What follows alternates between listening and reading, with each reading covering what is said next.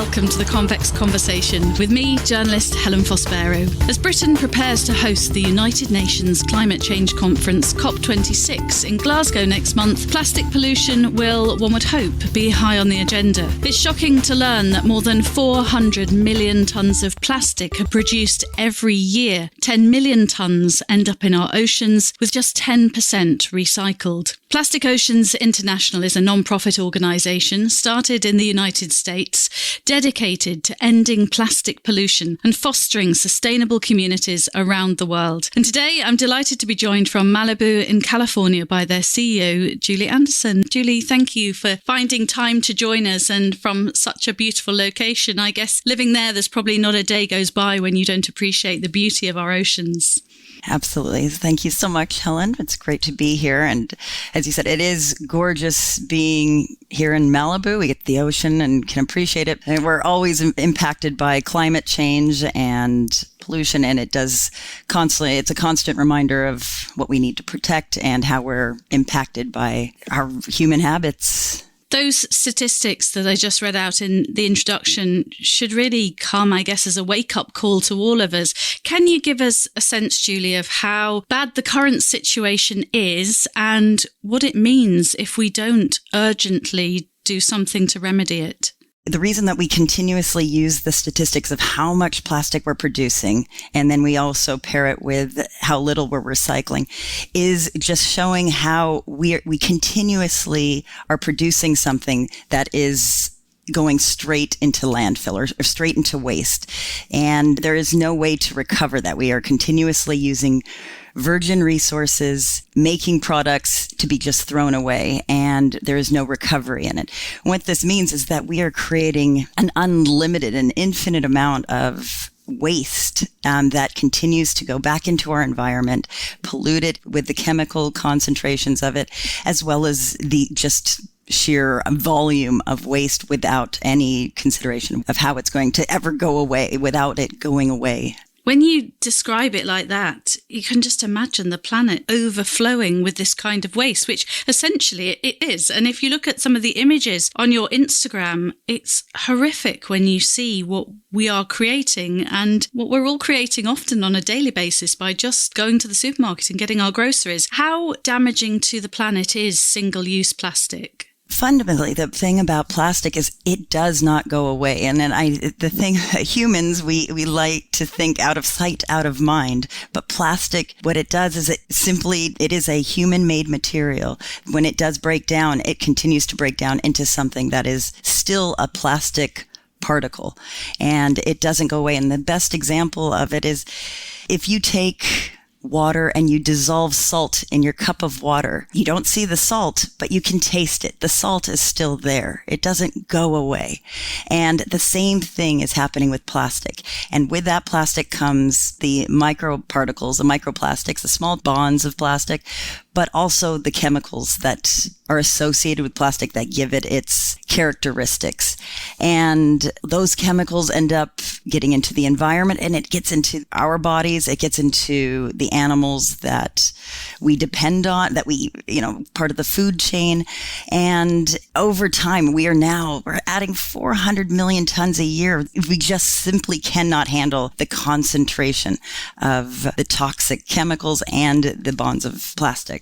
And give us some examples of the threat it poses to our oceans, Julia, and also to our sea life. There are, from this large size of plastics that we find that are being dumped into the ocean or finding its way into the ocean, plastic bags, straws, fishing nets that are all made of plastic. These large pieces of plastic end up being consumed by whales and dolphins that open their mouths. They take in tons of water and they simply cannot filter big chunks of plastic. So it goes into their stomachs and they basically starve themselves. They die of starvation.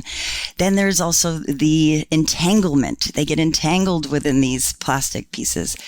And those are the large pieces. And once these plastics break down because of the sun and the currents and the salt, they turn into smaller and smaller pieces of plastic called microplastics. These smaller pieces of microplastic actually cannot be separated from the very important microorganisms found in the ocean. So what's happening is these small pieces of plastic are being consumed by smaller fish, by coral. The coral, people forget that coral, they're animals and they're being consumed by the coral. And the chemicals that are within those small pieces of plastic transfer from the plastic into these organisms, into these animals, and they're toxic and kill these animals, or they just continue to pass up the food chain and then ultimately into humans as we're at the top of the food chain. So this becomes just a huge chain of events of how toxic plastic can be. We interviewed for the podcast series record-breaking yachtswoman Dee Kafari. She was, among many of her accolades, she was the first woman to sail solo the wrong way around the world.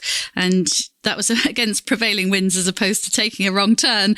But she was telling me that at Point Nemo, when the nearest human being to her was in the International Space Centre, the fish are contaminated there by, I think, those tiny bits of plastic that you talk about. So that's such a long way away. And if it's in our food chain all that way away, then it just shows the situation that we're in. And I just wonder, Julie, what will happen if, as individuals and consumers and businesses, we don't take action and take action really, really quickly?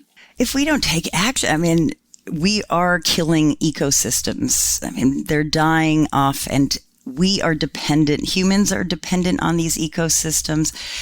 And fundamentally, we will just have I mean, the worst case scenario is that we simply will not have drinkable water.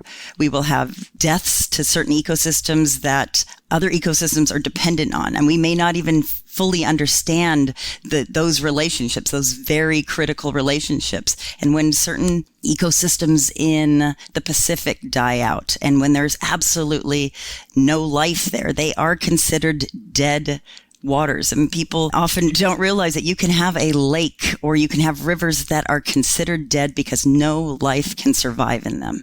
And that is a trigger. It's a domino effect of dependent life thereafter. And if you have these ecosystems dying, how do we all survive? Where do we get our food? Where do we get our clean water? Where do we grow our food? It starts to contaminate our food, our air, and we're just not taking it seriously enough to where we need to stop this and start to recognize the importance of it. It seems that we only see within our sight line of what's important and what's happening. It's just catastrophic. So how do you begin to get that message across and to get it across in a way that everybody starts to make a difference? Because presumably that's one way of making a difference globally if we all individually take more responsibility. It's a global crisis when it comes to plastic pollution and how it is affecting not only our oceans, but it's all of our water systems, air and soil. And it is daunting as an individual to feel as if your personal decisions are affecting on a global scale. We all have our daily lives and our families, and we already feel like we have enough problems to solve, and making the decision between putting your sandwich in a plastic bag for your kid or not just feels overwhelming. And so what we do is we target our homes. Like when you start to feel as if you're in your community and you can see your personal habits affecting your community, it's a lot more manageable task. It doesn't feel so overwhelming. So we do focus a lot on the power of an individual and their community. As humans, I think we only can control and care as much as we can see and feel that our choices are impacting. And that's within our community, rather than making individuals feel they have to care about every single country and ecosystem and continent. So it is very much staying local and fixing your problems locally. And from that, when you start to see sustainable changes made in communities, you start to see the ripple effect of larger scale sustainable change globally. Can you take us around the world, if you like, and just give us a few examples of some of the most inspiring projects that you're involved in different countries? One of our communities that we worked with, Campeche, Mexico, it's in the Yucatan, and it was first started off as a turtle project, working with kids, working with the students in the different schools in the area, helping to keep the beaches clean and protecting the turtle habitat so that their population would continue to grow. And many people have seen the impact of plastic on turtles. There was a viral video of a straw in a turtle's nose being pulled out, which went viral, and it was horrific to see, but it really engaged people into protecting turtles and seeing that connection between plastic pollution and turtles. And from there, we started educating the different schools, and their parents started coming out for beach cleanups. And the community started saying, well, what can we do? We don't have access to other goods. Not everyone has access to a Whole Foods or these type of brands that offer alternative materials. And there was another local organization that we partnered with, and they started a zero waste farmers market type of situation, which then started communities and individuals started adding to the farmers market and creating businesses and products that they could afford and have access to. And so what you started seeing is these community, it's not only building businesses, it's building affordable access to new materials. There was new education within the community. And next, the local city government started getting involved and how they could help with reducing plastic pollution, how they could implement some of the education models to spread to other members of the society. So what we started to see is this sort of natural growth of sustainable communities, like taking part in how they could make changes and support each other and their own culture and economic systems already in place, because you have to work within what systems you have. So it's been really wonderful to see turtle preservation grow, our education programs within the different schools grow. And from there, we've also, because it started to serve as a role model community, we now have 6 other communities within the Yucatan, from Akumal and Tulum, and it just continue to grow because they see what's happening. They see that there is growth and change within one community.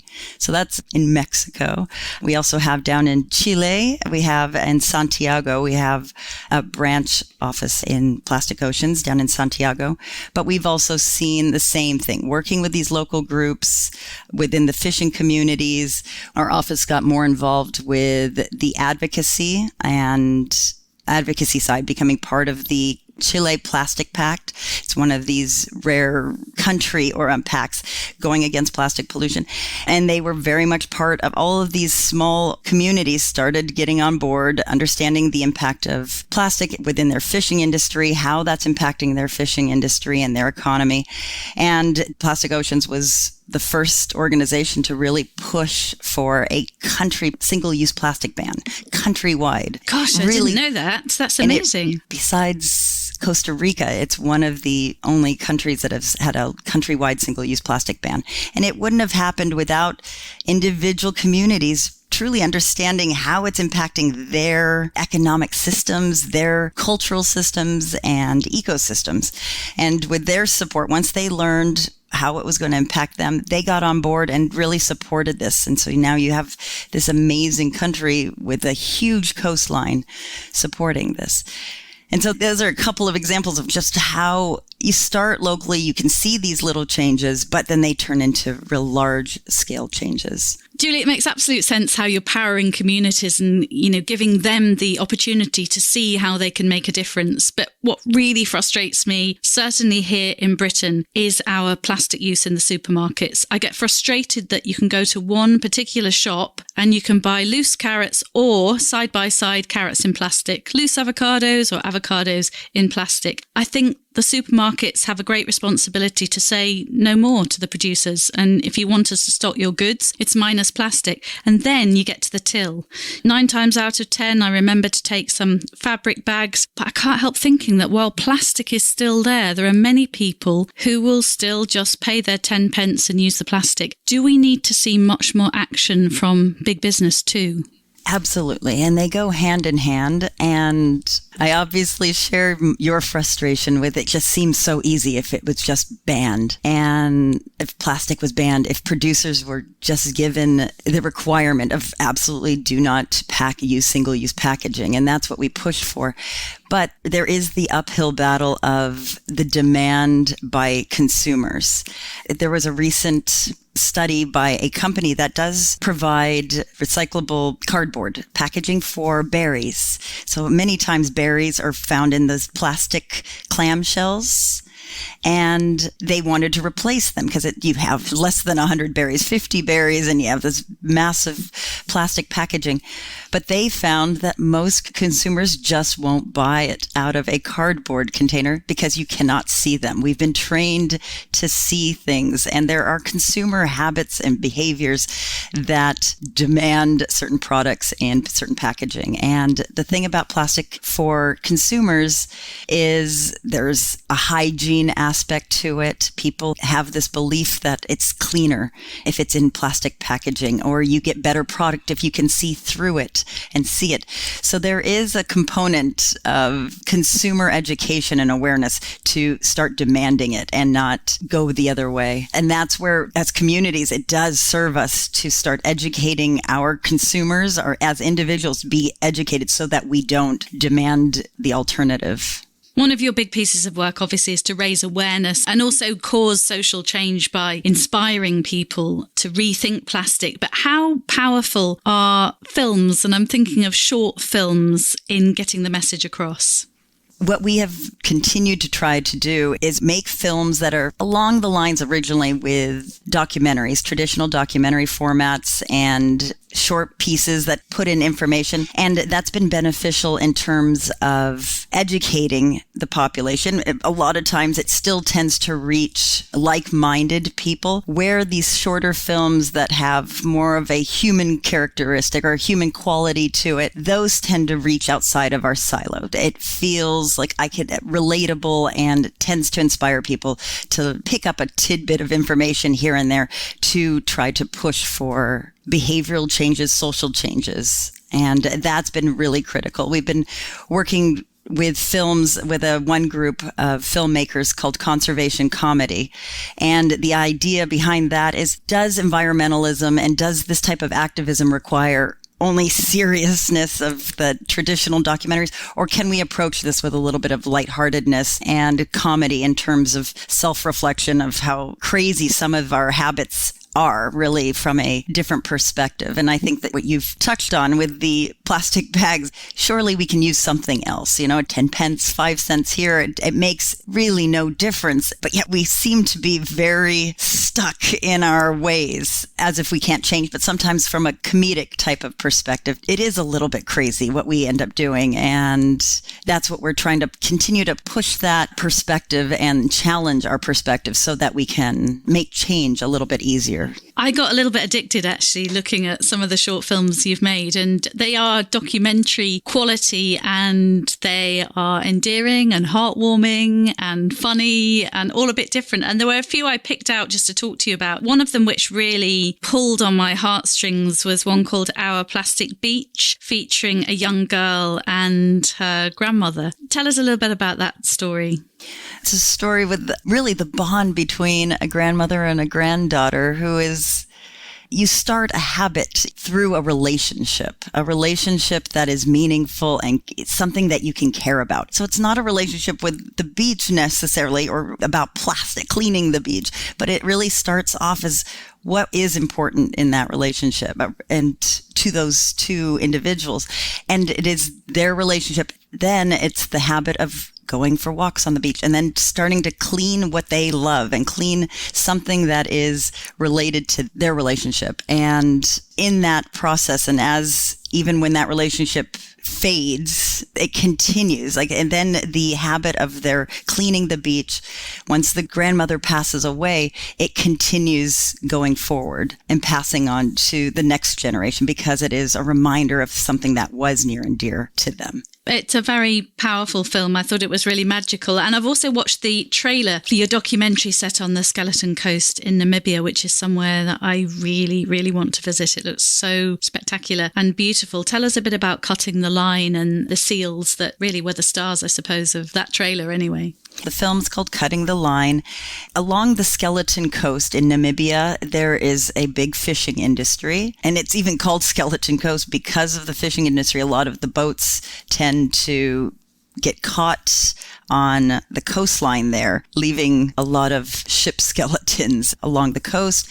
But because of the fishing industry, you're getting lots of fishing net released within the waters, and they're dumped they're cut, and because they're floating around that area, many seals are entangled in them, and they suffer these horrible deaths and painful cuts on their body, and they're being treated as collateral damage in a fishing industry that Namibia depends upon economically.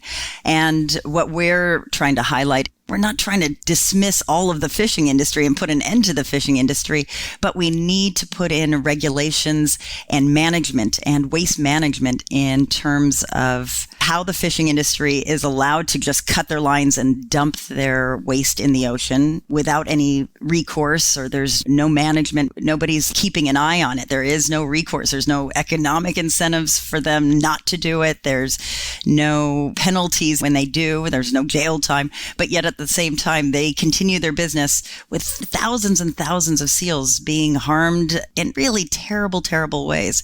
And so what we're doing is really highlighting that lack of regulations on the fishing industry and how the community is helping to highlight that. My other favourite was The Swimmer, featuring 90-year-old Walter in New York, and how every day he swims in the sea. It helps after his wife's passed and with his mental health. And there wasn't any pollution particularly that you saw in that film. I thought it was just a beautiful piece that showed us really why 8 million pieces of plastic shouldn't be finding their way into our ocean every day. That's such another shocking statistic. But when you see the seals, I think, obviously it touches all of us when you see the seals in the documentary trailer that you were just talking about. But what really caught my attention the other day was an image that you had on your Instagram, I think it was, of a seahorse tethered to a face mask, a COVID blue face mask. And I think that resonates with all of us at the moment, because obviously we've all been battling our way through the pandemic. How damaging have the face masks been, and how many of those have found their way into the oceans and are causing problems for our wildlife? There's estimates between 1 and 5 million masks are released into the environment on a daily basis now worldwide. And you just think it's easy to walk around and we all see now 1 or 2 masks within our neighborhoods. Almost, it doesn't matter what neighborhood, there will be 1 or 2 masks somewhere. And it doesn't seem that big of a deal. You think, oh, it's only 1 mask. But we live in a world with 7 billion people. We're all suffering from the pandemic with masks. And there are masks being released everywhere. Even those that we throw into the rubbish bins that are on the top, the wind blows them away. So there is just mismanagement in how our waste is being handled. And 1 to 5 million a day is just what are we going to do? They're getting tangled. They blow into the trees, into the bushes. They get entangled around birds' necks. They get entangled on their feet. And what it really means is we need to look at how we manage our waste, and how do we really keep even the waste that we think we are managing as individuals. We are putting it into bins. How do we manage it when it is blown away from the top of a bin? How do we manage it once it's put into a truck and blows off, when it's driving down the street? It seems minor. It seems like, it's only 1, 2, 3 masks here and there, but they add up and they all end up in the same location in our environment to break down, to entangle animals, to break down into microplastics, and really create this larger scale problem that we have with global plastic pollution. I think I saw a statistic, 1.5 billion face masks found their way into our oceans in 2020 alone, which is a staggering one. You have some inspiring ambassadors as part of Plastics Oceans helping you along the way, and including the actor Matthew Modine. And I had no idea actually that he was such a passionate environmentalist. How does he help you, and how important is it having people like that on board?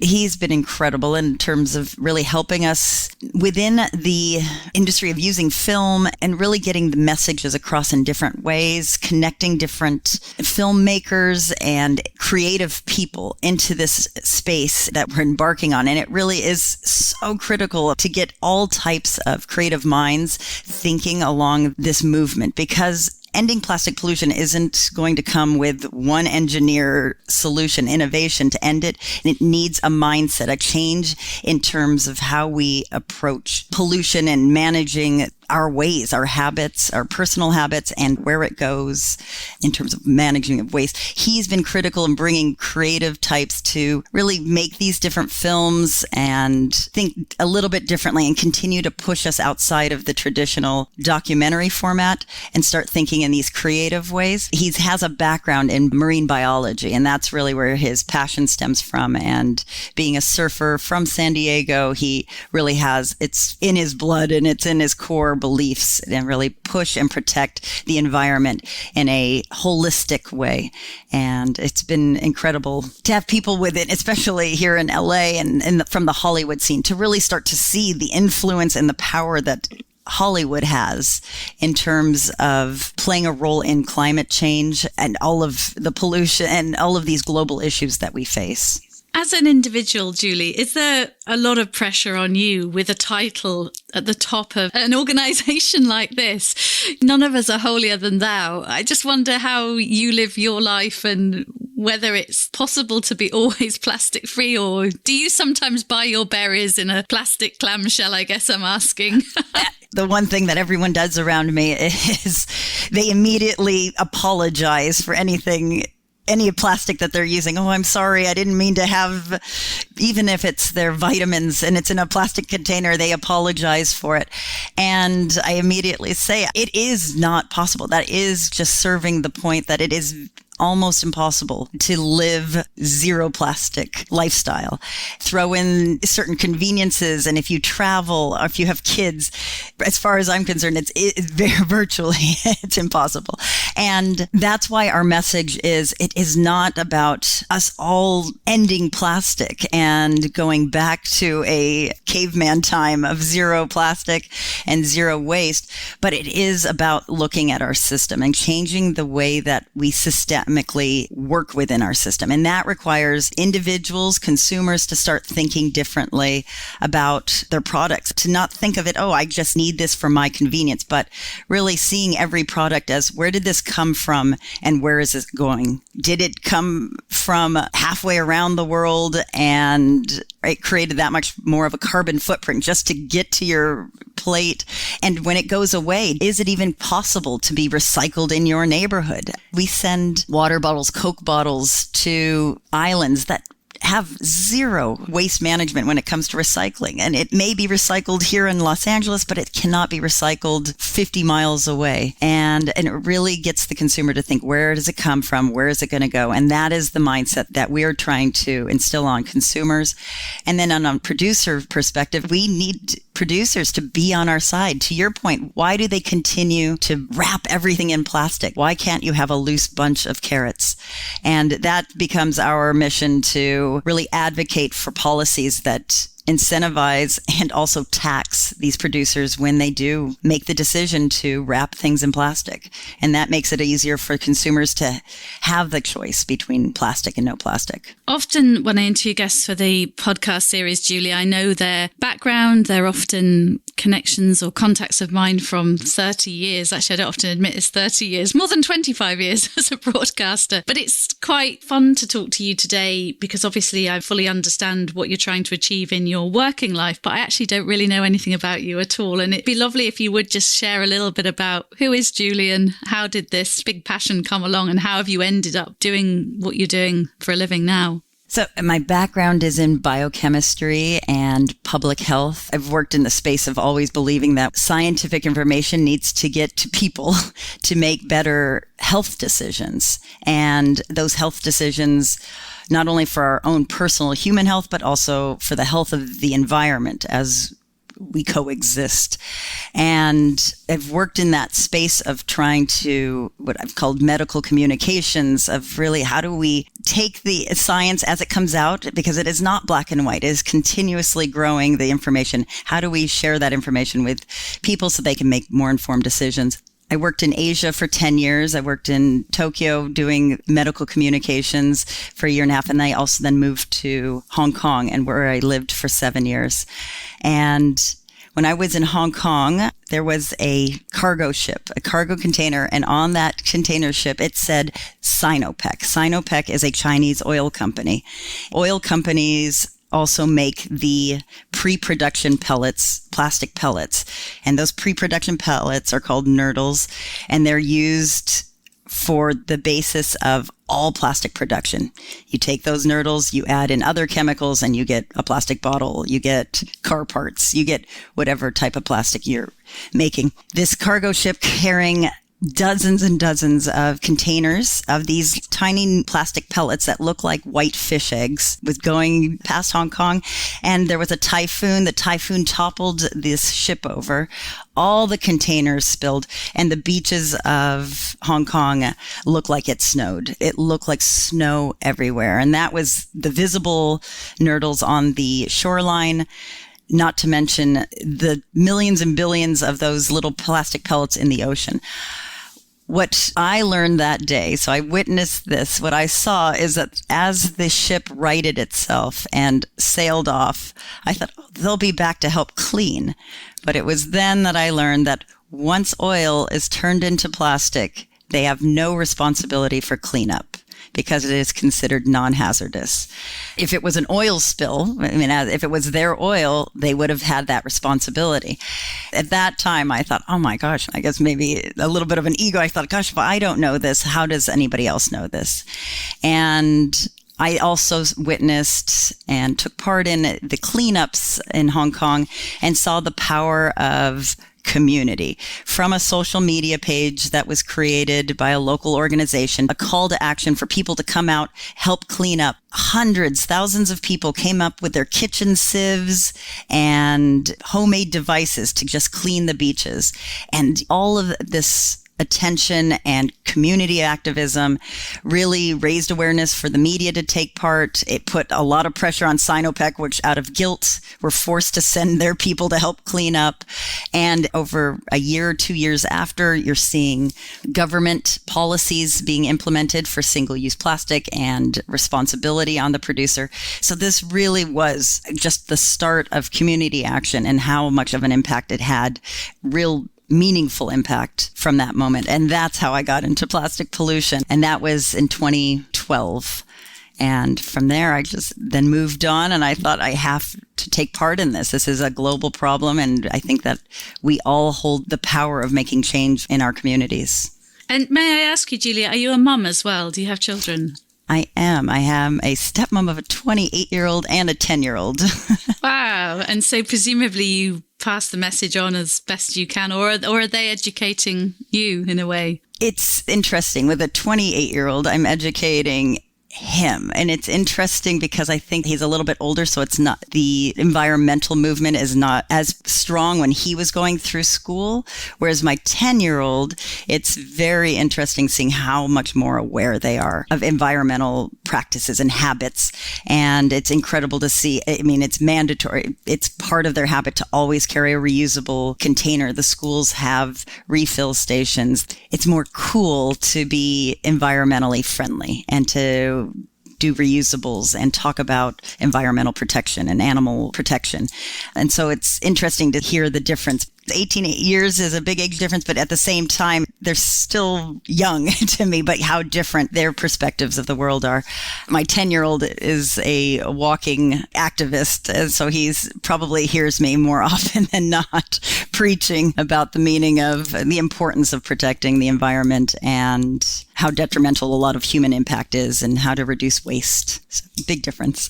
So we are just preparing ourselves for COP26, Julie, and just a sort of final thought really from you. When you go to bed at night, how optimistic do you feel that it isn't too late and that we are making progress and that we can behave differently and stop some of the dreadful damage that's already been done?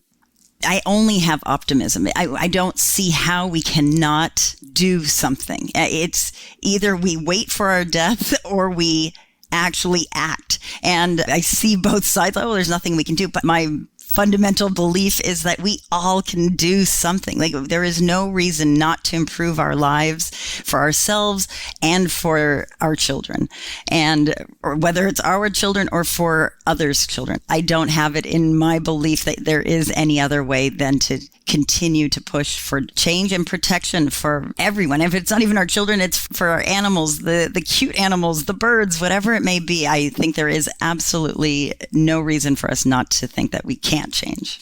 And although you won't be there yourself, your organisation will have a presence in Glasgow at COP26, your Chilean body.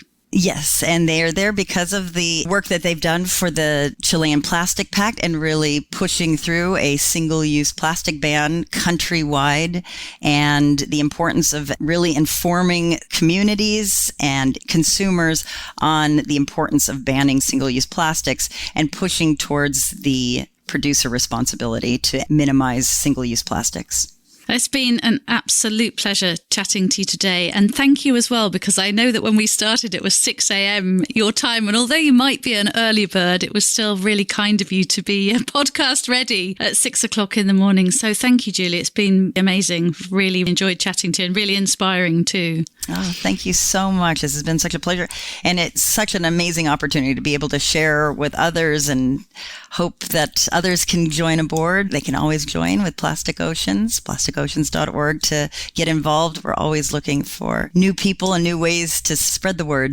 You're doing really well with it, and you've certainly made me feel that we really all can make a difference. And although we try in our household, there's definitely more we can do. So thank you for such an inspiring chat, and we'll share the podcast with you so you can share it with everybody who follows you. And it's a brilliant site. I mean, I haven't looked at your other social media, but Instagram is really inspiring, and the pictures you use and the projects you're involved in are really commendable. So congratulations for what you've done so far, and don't give up. Keep working hard. Thank you so much. You've been listening to Julie Andersen, CEO of Plastic Oceans International, sharing some of the shocking statistics around single-use plastic and hopefully inspiring all of us to do more to help the health of our planet and our oceans. Don't forget to download and subscribe to our series at convex.podbean.com, or search The Convex Conversation on Spotify, Apple and Google Podcasts, or just ask Alexa. I'll be back next week with another great guest. I do hope you'll join me then. So bye for now.